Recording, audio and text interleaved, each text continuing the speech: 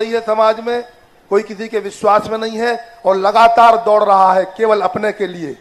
और रिश्तेदार हों या बगल वाले हों, मोहल्ला वाले हों, कोई किसी को नहीं देखता है और दौड़ते जा रहे हैं।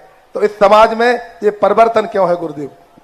पूज्य श्री इसका उत्तर दें इसके पूर्व मैं एक बात कहना चाहता हूं कि इस समय सूर्य देवता में और इंद्र देवता में होड़ मची हुई है। और सूर्य देवता ने कहा है कि मैं धरती को गर्म करूंगा और इंद्र देवता ने कहा है कि अगर उस धरती पर पूज्य मुनिपुंगव श्री सुधा सागर जी महाराज को चलना होगा तो मैं गर्म नहीं होने दूंगा। तो इसलिए ये प्रकृति में परिवर्तन हो गया है। अगर पूज्य श्री स्थिर होकर के एक जगह रुक जाए तो प्रकृति भी अपने सही रूप में आ जाएगी। पूज्य श्री अभी हमने प्रातः काल प्रकृति के ऊपर ही प्रवचन दिया था। प्रकृति एक वो शक्ति है जो पुण्य और पाप के तबले बजने पर नाचती है, और पुण्य पाप का तबला हमारे और आपके पास है। अब हम जो तबला बजाएंगे वो वैसे ही तो नाच करेगी। हम पुण्य का तबला बजाते हैं, प्रकृति पुण्यमय हो जाती है। हम पाप का तबला बजाते हैं, पृथ्वी पापमय हो जाती है, विद्रूप हो जाती है। आपने देखा तीर्थ क्षेत्र जितने पवित्र पावन होते थे, आज उन तीर्थ क्षेत्रों पर क्या क्या होता है। फिर प्रकृति विद्रूप होती है। प्रकृति कहती है कि हमें कोई मतलब नहीं है, हम तो तुम्हारे लिए हैं,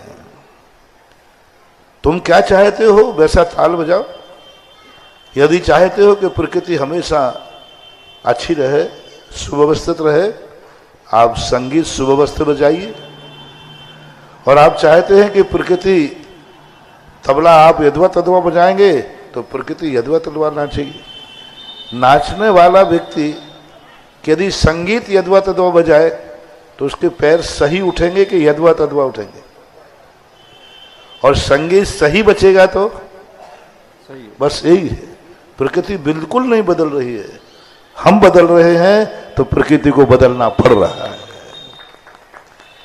प्रकृति अपने आप में इतनी संतुलित होती है, लेकिन कभी कभी प्रकृति अपन लोगों से इतनी व्यामोहित हो जाती है कि कभी कभी हमारे गलत कार्यों का भी समर्थन कर देती है। प्रकृति तो राम गंधारी के समान है, लेकिन क्या करें, दुनिया में रहने वाले बेटे दुर्योधन बन रहे हैं।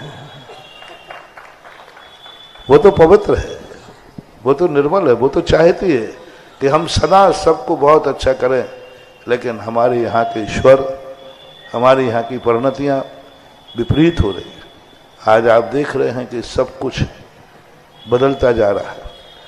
और जो आज स्वार्थ की जो बात आपने कही, इसका मूल कारण है पाश्चात्य सभ्यता। पाश्चात्य सभ्यता जब आगे बढ़ती है तब हमारा जो संस्कृति है, संस्कार है, क्योंकि पाश्चात्य सभ्यता में कोई किसी का नहीं होता, वह मात्र अपना होता है। विश्व की सारी संस्कृति मानववादी है और हमारे भारत देश की संस्कृति मानवतावादी है। मानववादी दृष्टिकोण का अर्थ होता है अपने को सुखी रखो, किसी को मिटाना पड़े तो मिटा दो, दूसरों के आंसुओं पर खुशी बहाना पड़े तो बहा दो, अपने को सुखी रखो। ये मानववादी। मानव सुख होना चाहिए, त्रियंचों को, पशुओं को मारना पड़े तो मार डालो, मानव सुखी होना चाहिए। और मानवतावादी कहता है कि नहीं, मैं सुखी रहूंगा, दुनिया में जो भी जीव है वह भी सुखी रहेगा। जैसे महावीर ने एक सूत्र में बांध के दिया था, जियो और जिन, बस जियो और जीने दो कि यदि ये नारा लग जाए, ये जीवन में उतर जाए, तो जो आपकी शिकायत है वो समाज में से, देश में से खत्म हो जाएगी। और भाई भाई कोई नहीं, दुश्मन को भी भाई बनाने के लिए तैयार हो जाएगा। वसुदेव कुटुंबकम का अर्थ सूत्र कितना बड़ा था। वसुदेव कुटुंबकम, वसुधा को हमारा कुटुंब है। अब वसुधा कितनी बड़ी चीज हो गई। वसुधा में तो पाकिस्तान भी आता है, अमेरिका भी आता है, रूस भी आता है, सब आता है। हमारे ऋषि मनुष्य ने, भारतीय संस्कृति ने देखो कितना कितना बड़ा दे दिया। तुम्हारा कुटुंब कितना है, बोले वसुधा, वसुधा ने पृथ्वी, तो बोलो पाकिस्तान में पृथ्वी है कि नहीं, अमेरिका में, रूस में? तो बोले जितनी पृथ्वी है उतनी बड़ा हमारा कुटुंब है। ये है हमारे भारत देश की संस्कृति और संस्कार। लेकिन धीरे धीरे पाश्चात्य देशों का प्रभाव पड़ रहे हैं, पाश्चात्य संस्कृति आ रही है। उस कारण से हम दुश्मन को तो गले लगाने की बात बहुत दूर रही, भाई भाई ही गले नहीं लगा पा रहे।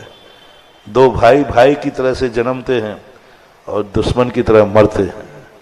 ये मूल कारण है पाश्चात्य संस्कृति का प्रभाव।